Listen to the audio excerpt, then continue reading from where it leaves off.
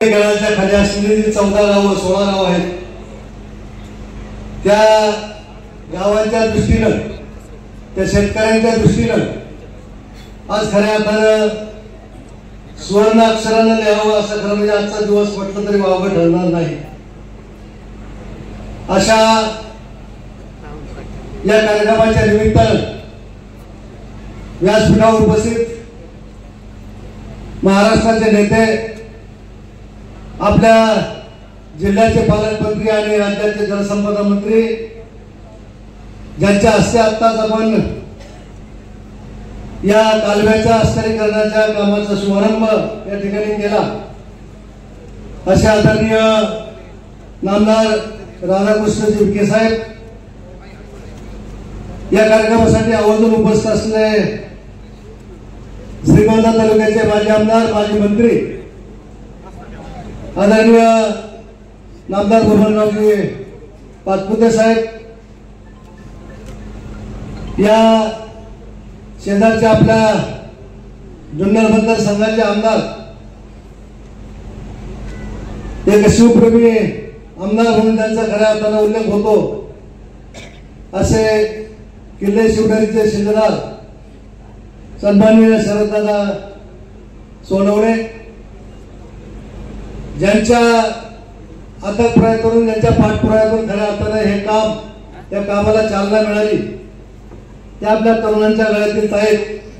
आणि या दक्षिण नगरचे खासदार आदरणीय सुजयदादा विखे पाटील, व्यासपीठावर उपस्थित राहुल पाटील सिद्धे, विजय आवटी, त्याचप्रमाणे विश्वनाथजी कोरडे, बरेचसे मान्यवर व्यासपीठावर, सगळ्यांचा नामोल्लेख करून वेळ घेता या सर्व पारनेर तालुक्यातील सर्व उपस्थित पदाधिकारी, महायुतीचे पदाधिकारी, उपस्थित मान्यवर आणि उपस्थित पंचक्रोशीतील सर्व शेतकरी बंधू आणि माता भगिनी,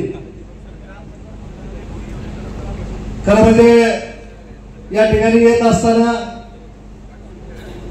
आदरणीय बबनदादा सहज मला म्हटले की तू भाग्यवान आमदार आहेस.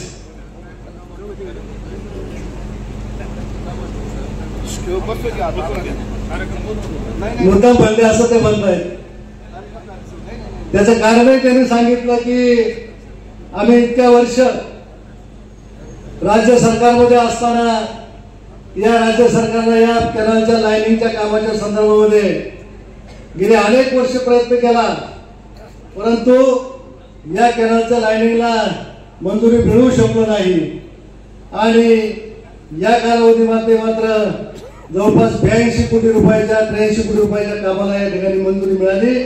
दादा, ते सगळं खरं श्रेय जे आहे हे जलसंपदा खातं कधी नव्हतं. बऱ्याच कैलासवासी आबासाहेब निंबाळकरांच्या नंतर पहिल्यांदा या नगर जिल्ह्याला आदरणीय राधाकृष्ण विखे साहेबांच्या माध्यमातून एक खातं मिळालं आणि त्याचा खऱ्या अर्थानं परिणाम हा निश्चितपणे आहे. आणि हे बाब आपल्याला सगळ्यांना खऱ्या अर्थानं अभिमानानं सांगावीशी वाटते की ज्या दिवशी जलसंपदा मंत्रिपदाची धुरा आदरणीय विखे साहेबांनी सांभाळली, त्याच दिवशी सुद्धा दादांना सुद्धा आम्ही म्हटलं की दादा, आता आमच्या पारनेर तालुक्यातले जे काही प्रकल्प पेंडिंग असतील, जे काही कामं प्रलंबित असतील, त्या कामांना आपल्या निश्चितपणे आपल्या मार्फत त्या ठिकाणी चालना मिळाल्याशिवाय राहणार नाही. आणि त्याची सुरुवात खऱ्या अर्थानं आज या निवडच्या या कार्यक्रम पुण्यनगरीमध्ये या ठिकाणी या कार्यक्रमाच्या सुरुवातीला आज खाली सुरुवात झालेली आहे. कुकडीचा जो कालवा आहे, कुकडी प्रकल्प जो आहे, त्या प्रकल्पामध्ये एकूण 5 धरणं जे आहेत, येडगाव, माणिकडोह, वडज, पिंपळा, जोगे आणि ढिंबे, या 5 धरणांचा मिळून खरा हा कुकडी प्रकल्प आहे. येडगावमध्ये पाण्याची क्षमता कमी आहे, परंतु उर्वरित जे 4 प्रकल्प आहेत त्या प्रकल्पामधून त्या ठिकाणी मोठ्या प्रमाणावर पाणी घेतलं जातं. आणि आपल्यासह पारनेर, जुन्नर पारनेरसह पुढे श्रीगोंदा, कर्जत अगदी करमाळ्यापर्यंत पाणी नेलेलं आहे. कालवा होऊन अनेक वर्ष झाली. सुरुवातीला जवळपास 1840 पाणी सोडण्याची किंवा पाणी वाहून नेण्याची क्षमता त्या कालव्यामध्ये होती, परंतु बराचसा कालावधी गेला आणि त्या बऱ्याच कालावधीमध्ये बऱ्याचशा ठिकाणी कॅनलचं फुटिंग केलेलं लाईनिंग उघडलं, कॅनलमध्ये गळती वाढली आणि ह्या सगळ्या गोष्टी होत असताना 1840 क्युसेकचा जो विसर्ग आहे तो विसर्ग आज तिला 1400 क्युसेक्सवर आलेला आहे. आणि मग 1400 क्युसेक्सचं पाणी येत असताना हे पाणी शेवट करमाळ्यापर्यंत जात असताना आपल्या सगळ्या शेतकऱ्यांची अतिशय पंचायत त्या ठिकाणी होत होती. कुठल्याही तालुक्याला व्यवस्थितपणे जेवढं पाणी पाहिजे तेवढं पाणी त्या ठिकाणी उपलब्ध होत नव्हतं आणि ही खऱ्या अर्थाने मागणी आमची सगळ्यांची होती.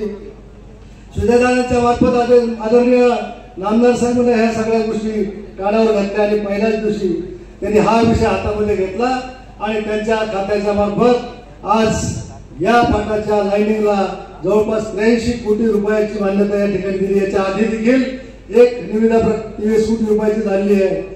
म्हणजे 83 आणि ते पहिले 23 कोटी जवळपास 100 कोटीच्या पुढे रक्कम ही आदरणीय विखे साहेबांनी या ठिकाणी या कामासाठी मंजूर करून दिली. मी आपल्या सर्व उपस्थितांच्या वतीनं, सर्व कॅनल खालील सर्व गावांच्या वतीनं आणि या तिन्ही चारही तालुक्यांतील जनतेच्या वतीनं आदरणीय नामदार विखे साहेबांचं या ठिकाणी मनपूर्वक या ठिकाणी आभार आणि मानतो आणि अभिनंदन देखील करतो. आपण सर्वांनी टाळ्याच्या गजरामध्ये त्यांचं अभिनंदन करावं अशी विनंती. आणि म्हणून अतिशय महत्वाचा आणि ज्वलंत प्रश्नाला खऱ्या अर्थाने त्यांच्यामुळे हात धरला गेला आहे. आणि आज या कॅनलचं लाईनिंग जेव्हा वर्षभरामध्ये पूर्ण होईल त्यावेळेस आपल्याला पूर्ण क्षमतेनं पुन्हा एकदा त्या पाण्याचा विसर्ग निश्चितपणे आपल्या सगळ्यांना मिळणार आहे.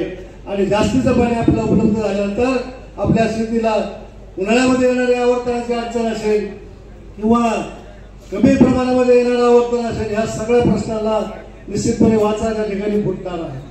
मी या ठिकाणी आवर्जून उल्लेख करेन की आदरणीय साहेबांनी एक खातं घेतल्यापासून त्याच्यामध्ये लक्ष घालत असताना आम्ही खात्री आम्हाला त्या ठिकाणी पडली.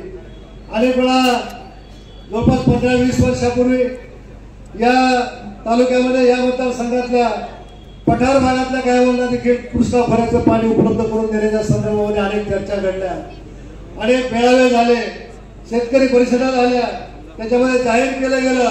परंतु पठार भागाच्या पाण्याच्या योजना ज्या आहेत त्या मात्र आजपर्यंत कार्यान्वित झालेल्या होऊ शकल्या नाही किंवा त्याच्यामध्ये पुढे काही कार्यवाही होऊ शकले नाही.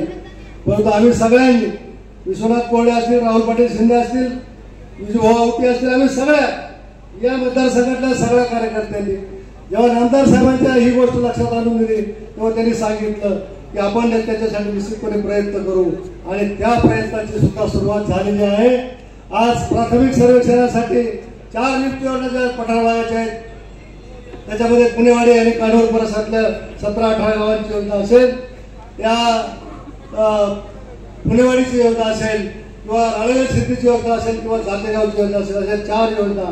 या 4 योजनांपैकी एक योजना गोदावरी खोऱ्यामधून करण्याचा निर्णय त्यांनी घेतला आणि 3 योजना कृष्णा खोऱ्यातून करण्याचा निर्णय त्यांनी घेतला. आणि दुसरा निर्णय घेतला नाही तर त्याच्यासाठी प्राथमिक सर्वेक्षणासाठी 1 कोटी रुपयाचा निधी देखील मंजूर केला.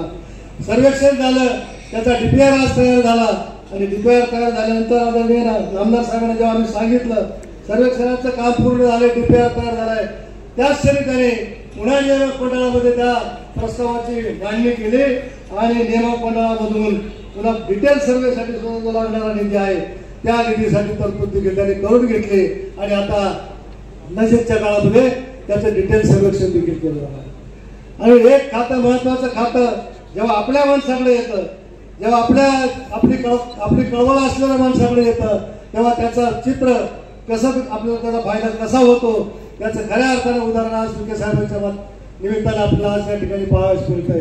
आणि म्हणून हे काम आपल्या दृष्टीला अतिशय महत्वाचं असताना ते मार्गी लागले. लिफ्टचे कामं मार्गी लागले, गोदावरी खोऱ्यामध्ये पाणी अडवण्याला आपल्याला बंदी होती आणि म्हणून सरकारनं घेतलेलं धोरण, फडणवीस साहेबांच्या सरकारनं घेतलेलं जे धोरण आहे की पश्चिम वाहिनीकडे जाणारे जे पाणी आहे ते पाणी अडवायचं आणि पूर्वेच्या प्रवाहामध्ये सोडायचं आणि त्याच्यामुळे जी पाण्याची उपलब्धता होणार आहे त्या उपलब्धतेमुळे देखील गोदावरी खोऱ्यात आणलेले प्रकल्प देखील आदरणीय विखे साहेबांच्या माध्यमातून या ठिकाणी मार्गी लागण्याची आज आपल्याला शक्यता दुरावलेली आहे. आणि म्हणून या सगळं प्रास्ताविक करत असताना, या सगळ्या गोष्टी सांगत असताना आपल्याला दृष्टीनं हा कुकडीचा कालवा जो आहे हा कालवा आज इतक्या वर्षानंतर त्याची दुरुस्ती होते, त्याची लाईनिंग होते, ही गोष्ट आपल्याला कधी आयुष्यात विसरता येणार नाही. आणि म्हणून यासाठी मी पुन्हा एकदा आदरणीय नामदार राधाकृष्ण विखे साहेब, आदरणीय महाराष्ट्र सरकारचे मुख्यमंत्री देवेंद्रजी फडणवीस असतील, आदरणीय अजितदादा असतील, आदरणीय एकनाथजी शिंदे साहेब असतील, सर्व मंत्रिमंडळ आणि आमचे सहकारी सगळे जे आमदार मंडळी आहेत त्या सर्वांचं मी मनापासून या ठिकाणी आभार व्यक्त करतो, अभिनंदन करतो. आणि विशेषतः सुजयदादांचं देखील मी मनपूर्वक या ठिकाणी आभार व्यक्त करतो की त्यांनी देखील वारंवार सातत्याने या प्रश्नामध्ये लक्ष घातलं आणि म्हणून हा प्रश्न मार्गी लागला. एवढं बोलून माझा प्रस्ताव संपवतो. जय हिंद, जय महाराष्ट्र.